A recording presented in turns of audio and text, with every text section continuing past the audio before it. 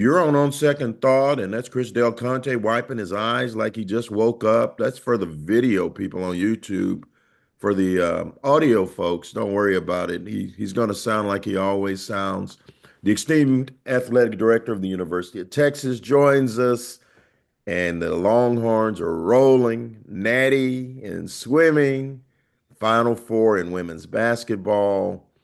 It's a good day to be a Longhorn. Chris, how are you today? All is well. Just trying to get my breath. It's all good. But it's all good every day in your world, isn't it? No, I mean, what are you talking about, Kirk? When you two guys are covering us, it's not always good. You guys, you guys like barnyard chickens. You just start scratching just for the hell of it, see if you can find something. Quack. No, we don't. Keep you on your I'm toes. not the one blowing up your phone. I mean, it's like, you put a bunch of chickens out there, they'll just scratch until they found something. Of course. Converge. Yeah, You that's do. hey, that's the name of the business. Good When man. are you it's by the time this drops, it's going to be Thursday. Will you be in Tampa by then, or are you coming No, in I'll Friday? go in on Friday. Yeah, we got meetings all week, so just come in on Friday. Excited for that opportunity. Well, and you were in Birmingham. That was a breakthrough moment for young Vic Schaefer finally getting to a Final Four as a Longhorn coach. You were there. What'd you think of the moment? Oh, I was just so happy for Uncle Vic. I mean, the first year we got here, we had that. It was the COVID year. And remember, we had to play. We ended up playing Bradley at Texas State, and then we went out. We beat UCLA and Maryland, and everyone's like, "Okay, it's just a matter of time where he breaks through." But I think he's what five Elite Eights in the last four Four out out of of five, five. 4 out of 5. and 7 of 8, counting Mississippi State. 7 out of 8. That's a good And start. just the program he's built, the plan he has. I'm just so excited for him, for his team, the women on the team, because they had lofty expectations, and when Amo went down, you just was the next man, next person up, next woman up, and it's just I'm excited for him. It was a great moment. We had the legendary Jody Conrad on this week, and it'll be 40 years next season since Texas last won that natty, went wire to wire, 36-0. How cool is it to be on the road with her and CP, who are pioneers of women's athletics and iconic people who have helped build what we're watching right now, not only in Austin, but nationwide. There's a book that you ought to read. It's called The Big Time, and it's funny because it kind of parallels the times we're going through right now with publicity rights and the moments we're in. But in the '70s, for the opportunity for women to participate in sport, and Donna LaPiano going to Congress to have these conversations about these opportunities. And we celebrated 50 years of Title IX, and I'm the first athletic director to combine programs because DeLoss was the men's AD, Donna was the women's AD, then it was Jody, then it was CP. So when they hired me, we combined them under one office, and they have been instrumental in giving me a continual roadmap of what college athletics should be and what we have at the University of Texas. But sitting with both of them at a basketball game is beyond nerve-wracking because they both forgot more about basketball than I know. And coach is telling me what they should run, not run. Here's a shot, this. And I'm just like, Coach, I just want to watch the game. I don't need the commentary because I'm already nervous as it is. And CP gets really quiet and she just starts on Elbow. the phone, puts down, and she just starts Googling random things and then passes the phone to the coach about some statistic. And it's a treasure to be with them both, but it's nerve-wracking because she starts calling out plays and what they should run, and then she'll look over, no one prepares like Vic. I'm thinking, okay, That yeah. was a tense game. That was a tense game against your former school, TCU, who really have come out of nowhere to get to that Elite Eight. And I don't know, Texas, just couldn't put them away. Texas looked like the better team the whole game, and their defense kind of came through in the end, didn't it? Well, and I think you look at a team that shoots so many threes.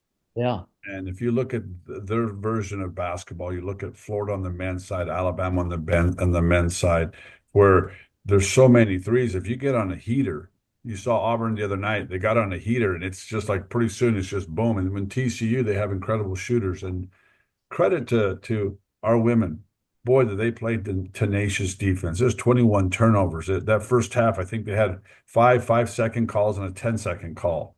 The momentum was on our side, and we were just playing tenacious defense. But and they were as well at times. They did a really good job on Maddie for a moment. And I tell you, Rory got, was at the first half was hitting key shots because you could tell they're leaving it. They're going to leave. They were going to leave her open Right. and say, okay, here's where we're going to. They had their big against our big was a battle, and they're going to double team Maddie when they got the ball. And Rory hit key shots, and it was a little chess match. And for TCU, the job they've done and he's done this year, and the world of the transfer portal with 7 transfers on that team, a yeoman's job. And kudos to them. But Uncle Vic had a game plan, and from the onset, it was suffocating defense. And Rory was unbelievable. But all of them, every single one of them played incredible defense. And just a matter of time when we hit a couple key shots, they had a couple turnovers, and we were able to pull away at the end. Let me tell you, you mentioned the Big Time book. That's by a friend of ours, Michael McCambridge, is a good friend of Kirk and I, and we both have that book. Kirk's read it. I'm a little You should slow. read it. I'm waiting on the audio. I'm waiting on the audio book. It's hard for me to. Well, when you read it, it parallels to the times we're going through now, the transformation of college right now in terms of the NIL and the publicity rights era. It's just such I look back and look at lessons learned, and you look about the 76 team in terms of the antitrust and free agency and all those things that the 70s brought forth. And they layered college athletics and professional sports. That decade is probably the most important decade in the history of sport. Yeah, it's a great book. He writes about boxing and baseball free agency and coming of age and all of that. So on to the Final Four. The old nemesis, South Carolina, Woo! standing in Texas way, fourth meeting. Between the two coaches. Coach Staley is an incredible coach, and what she in South Carolina is amazing, and the athlete she has. And the game when we first played up there, we actually dominated a lot of parts of the game, but we didn't shoot real well. But if you look at how our bigs played there, it was incredible.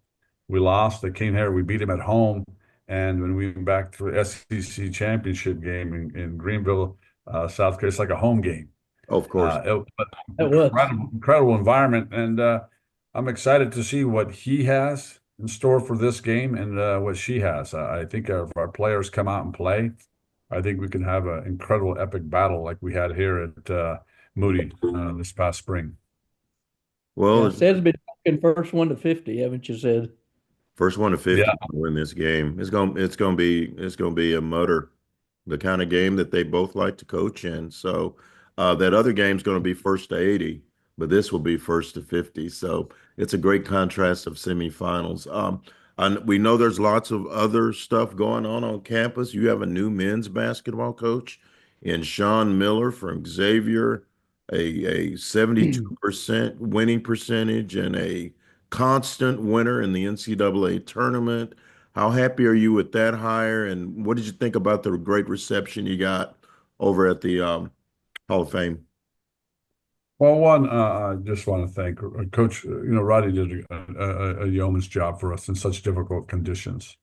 I think we can all go back and look at how when we assembled that staff and what Coach Beard had in his idea of having 2 head coaches leave their current head coaching positions to come to Texas for different roles, and Chris Ogden and Rodney Terry and the staff he brought.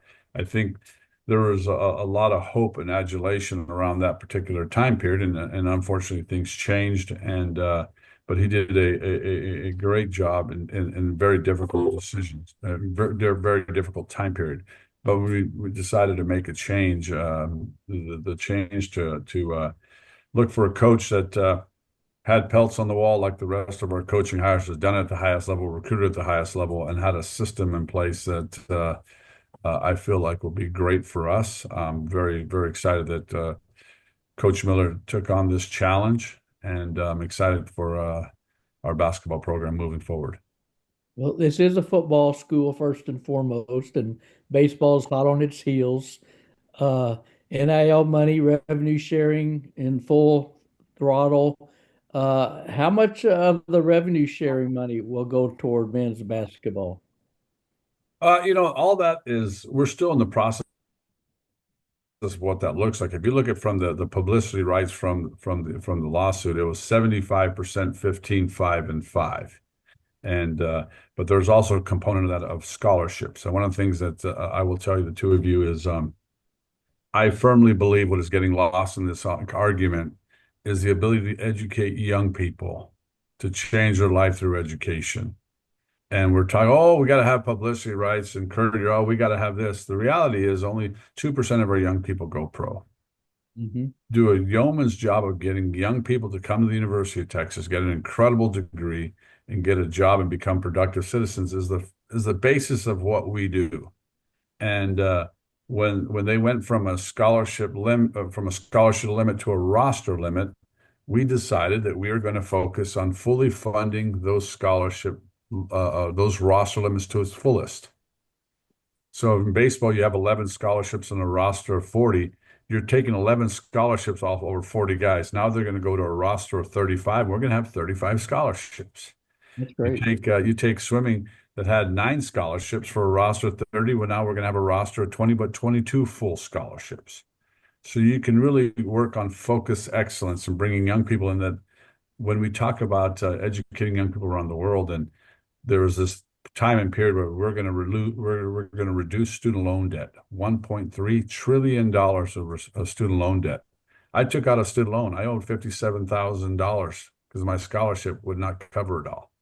It took me 17 years to pay it back, but I paid that back because I took it out, and I got this opportunity to sit in this chair with you all. And college athletics outside of the GI Bill provides more free education for young people in this country.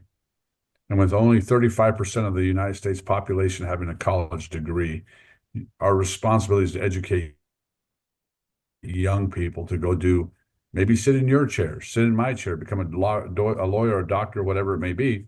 And that gets lost. So the publicity rights right now, if this settlement gets settled in the next week or two, we will then follow that settlement language, which was 75, 15, 5, and 5, plus scholarships. So right now I'm waiting to see where we land on that settlement.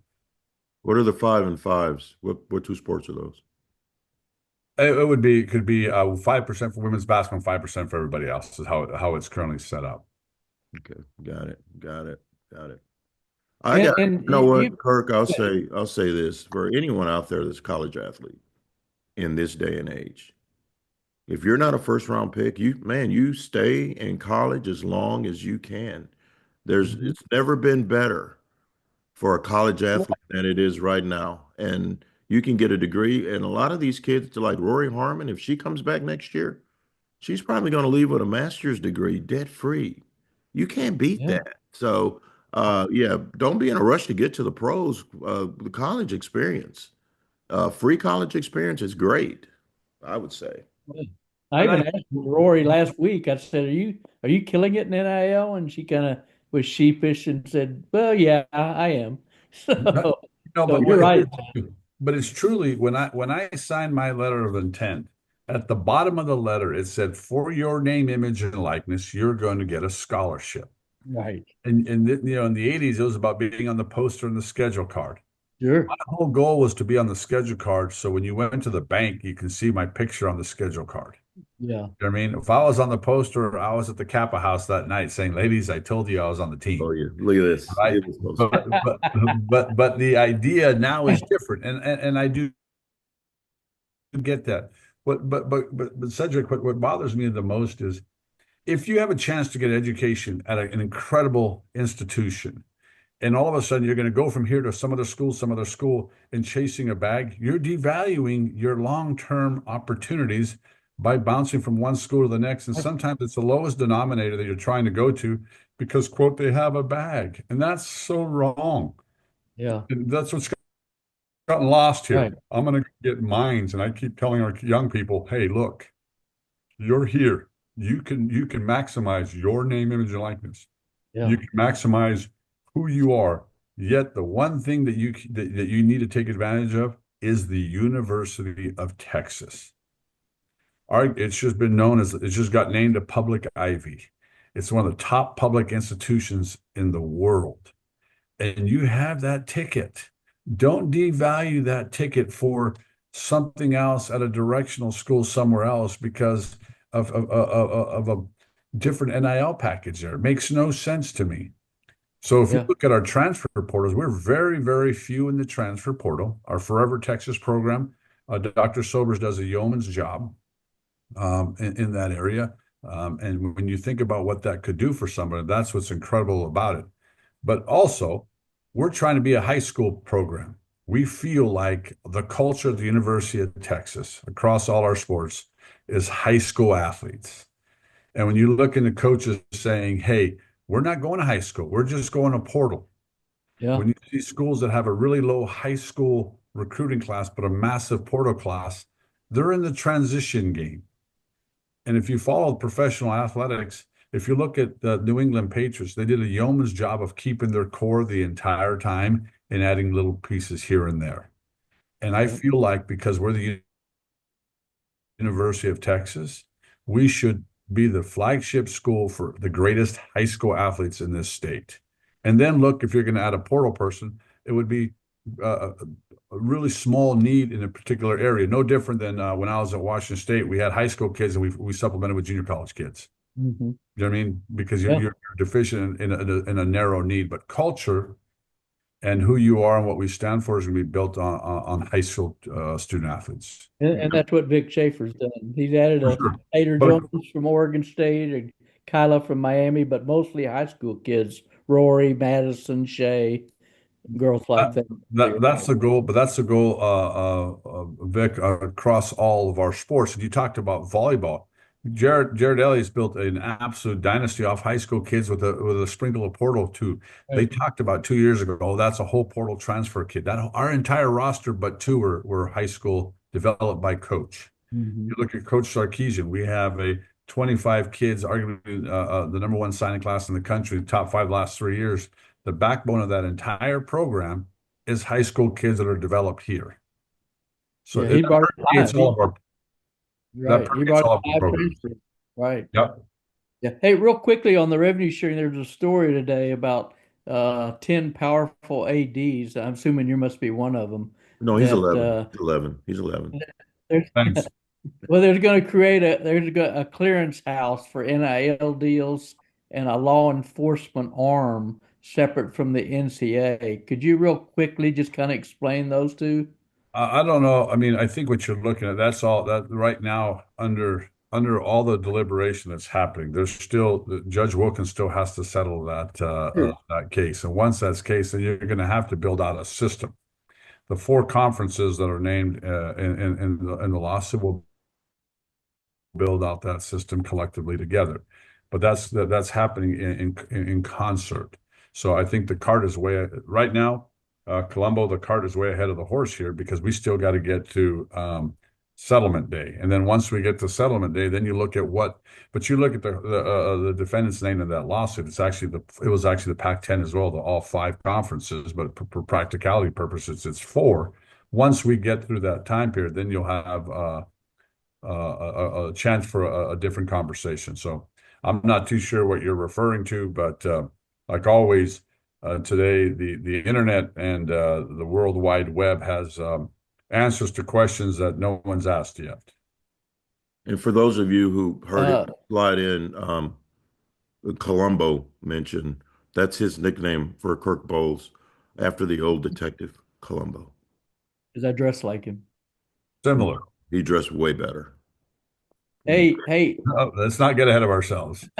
swimming, you got another national title, except for COVID years. That's 10 years in a row. You've had at least one national championship. And I think it's like 10 national championships in seven different sports over the last 12 years.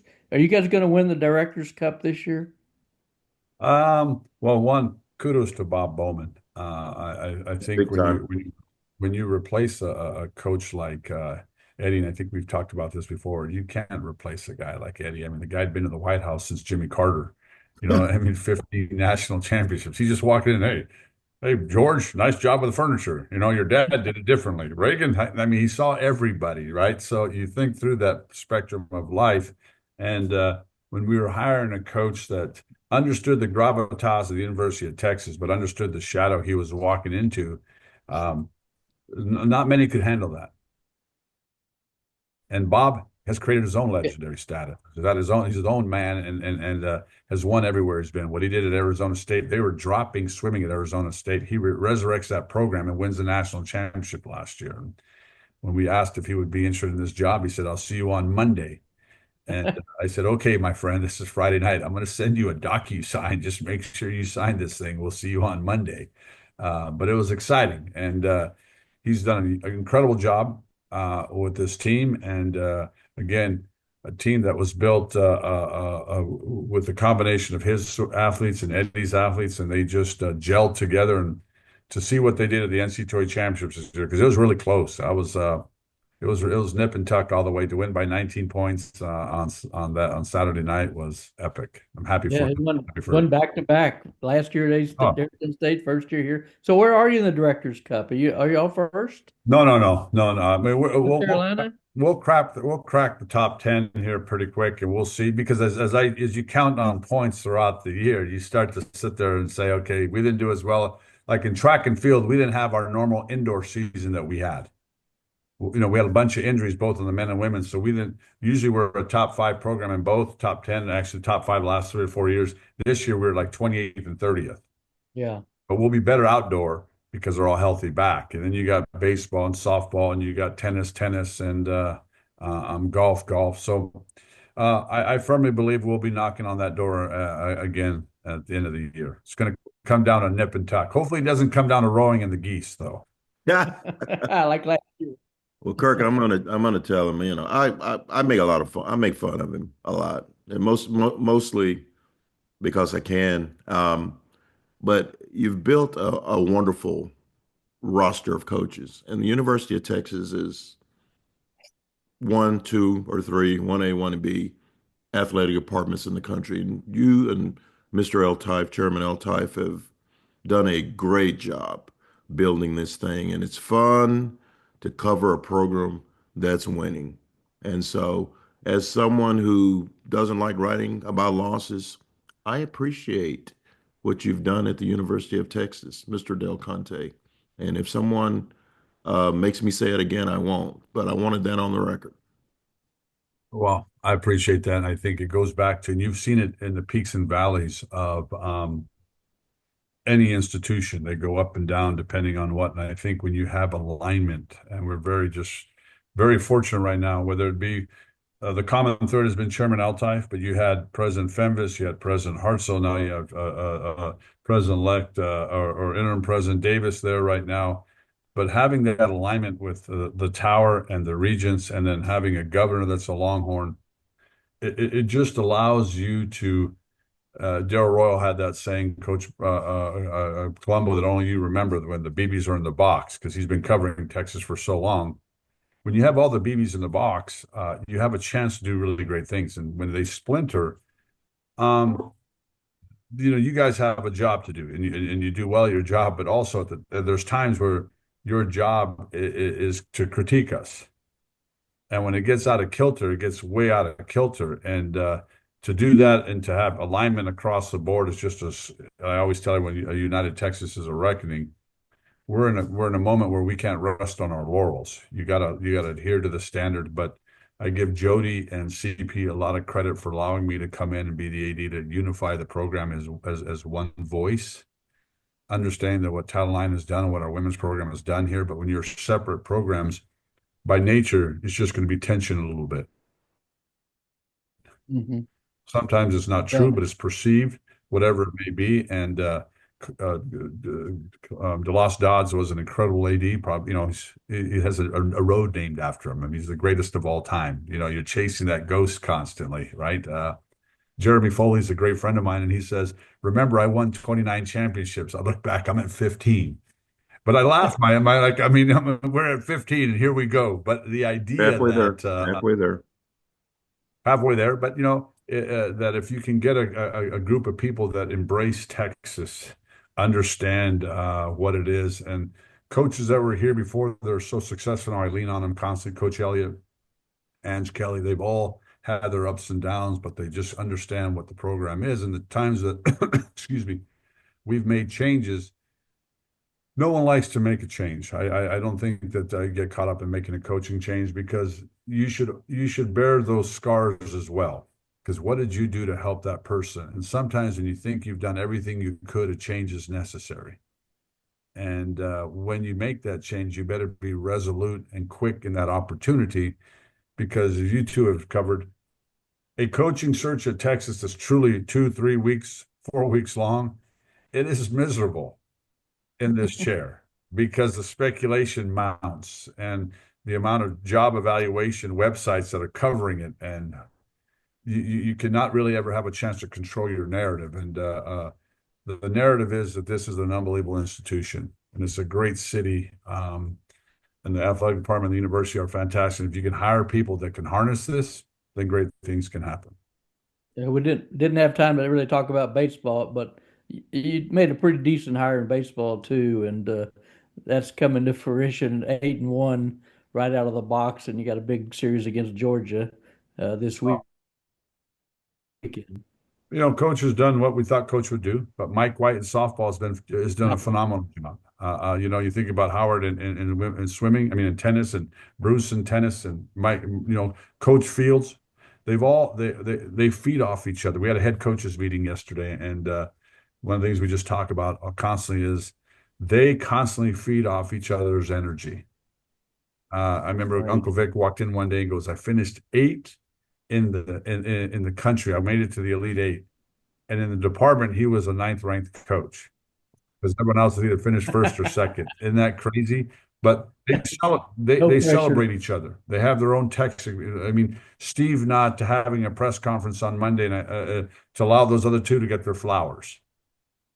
You know what I mean? It just is like they really, really root for each other, and that's what's it's this big athletic program, but inside it's really small, because they've all been through the gauntlet, and they do it together. It's fun to be a part of. Hey, give us Wait, one hold thing on, on Doug. Sean Hold Miller. on.